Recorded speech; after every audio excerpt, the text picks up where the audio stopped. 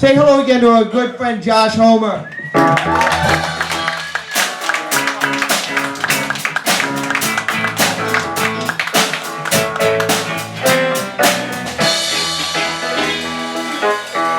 Oh man, shoot.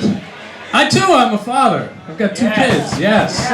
But here's what's weird about me. I'm half white and half black, right? That's not that important. Except I have two kids. One came out white and one came out black. I swear to God. I have one kid who looks like me, and then I have another kid who is blonde, blue-eyed, white baby. Yes. He's gentrifying my apartment from the inside. He's kicking me out. I live in Clinton Hill, Brooklyn right now, but I'm getting evicted. Yes, I'm getting thrown on the street. Yes. Yes, our building got bought, and they're turning it into high-rise, not high-rise, but like high luxury apartments, and so they're kicking everybody out of the building. And they gave us a letter that said you got to get out in 30 days. Yes. I'm like, what am I going to do? What am I going to do? So I go to a lawyer with my two kids, and because I can't pay a babysitter and then pay the lawyer too. So I go there, and the lawyer goes, oh man, they can't kick you out. You got two kids, man. There's no way they can kick you out. And in my mind, I'm like, holy shit, this is the first time these two deadbeats have pulled their weight. They've actually helped me out. He goes, yeah, they legally can't kick you out. No one wants to see kids on the street. And so we're talking for like 40 minutes, and he goes, yeah, man. You're safe, man. Those cute kids are not going out on the street. And then I turn to him and I go, especially the white one, right?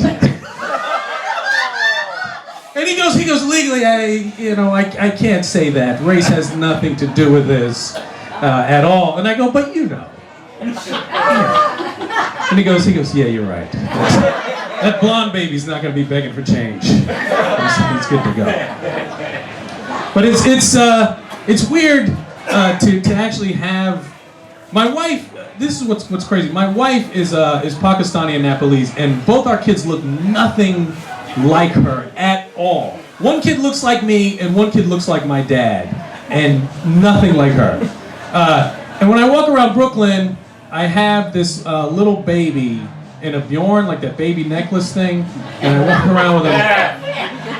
And on more than one occasion, somebody has stopped me, and it's been a very awkward exchange where they go like this, hey man, that's a really cute baby.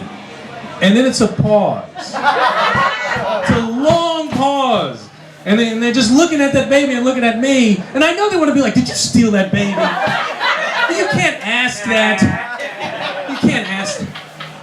But this is what's great about sexism. Guys, this is what we can't do and women can do. We can't openly like children. We can't do that. You can raise your eyebrow. It's a little creepy, but like, I'll give you an example. This actually happened. A woman came up to me and she said to my oldest son, she goes, oh my God, he's so cute, I could just eat him up. That's what she said, I could just eat him up. A woman can say that. A dude can't be like, yo, my man, that baby's so cute, I could eat him up. I'd be like, this dude wants to eat my baby. He's got a recipe and all he's missing is the baby. It's like, you can't, like, I can't go to another dude and be like, yo, my man, you like kids? It sounds like I'm selling them out of my trunk, right? It's awkward. We have to love them from afar. Can't care too much about them. But I do. I really love my kids. I'm that annoying dad who's at the park and like, always playing. I'm that guy.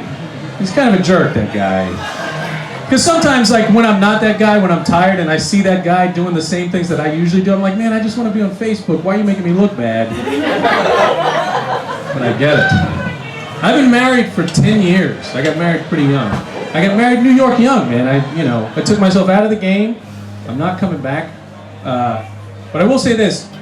Once you're married for 10 years, you think about murder a lot. A lot. You don't do it, but you think about it. It pops in your head. And I'm not a horrible person for having these thoughts. I don't follow through on them. My wife does it too. I know she does. I've woken up in the middle of the night and she's right over me in the bed. I'm like, what are you doing? She's like, no, just go back to sleep.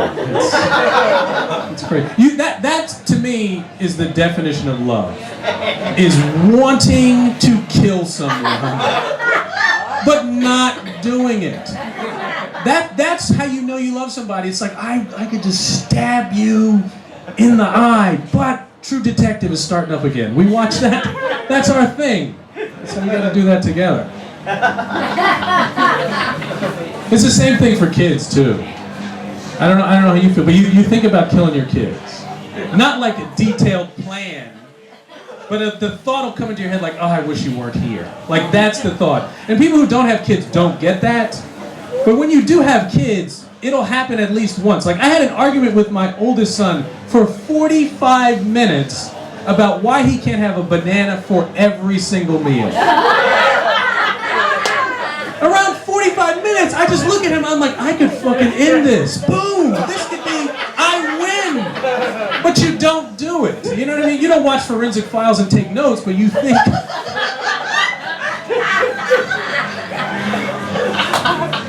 And the example that, like, everyone's like, no parent would think about that. There was a kid whose dad let him die. You know who that kid was? It was Jesus. Jesus. Yes. His dad let him die. Here's the kicker to that story. God is God. He has all the power in the world. He can do whatever he wants, right? Jesus dies. He waits 3 days to bring him back. Because you need a break as a parent. You need a time out.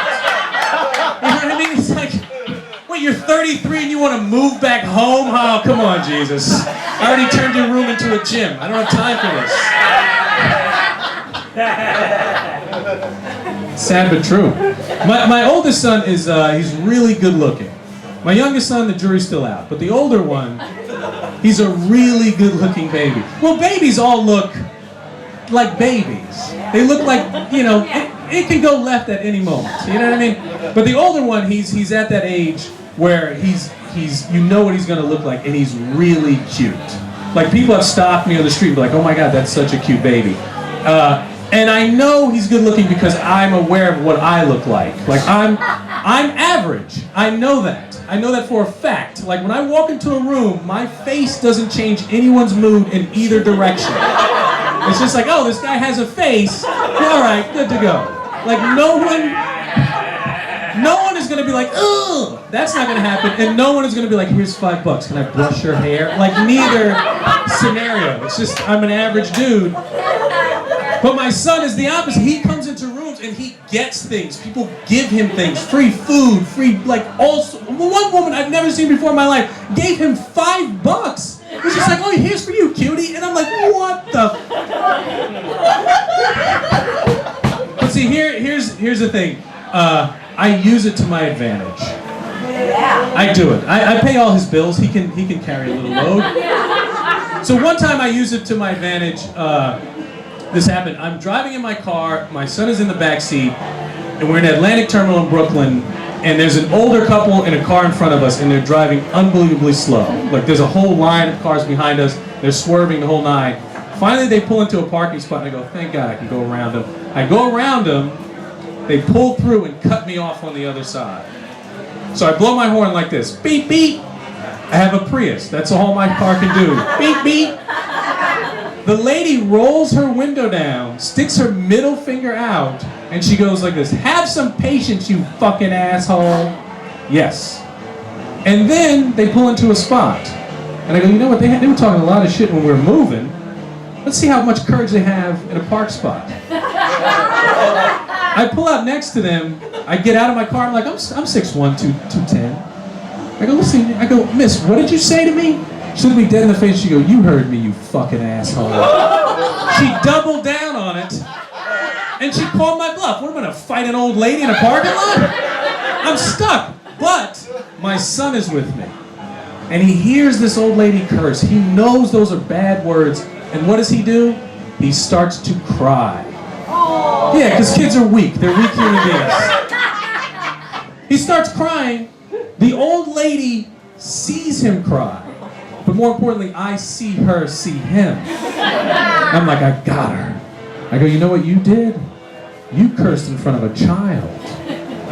And Jesus saw you do it. Yes, you want to get a black old lady mad, you tell her she's on the wrong side of Jesus.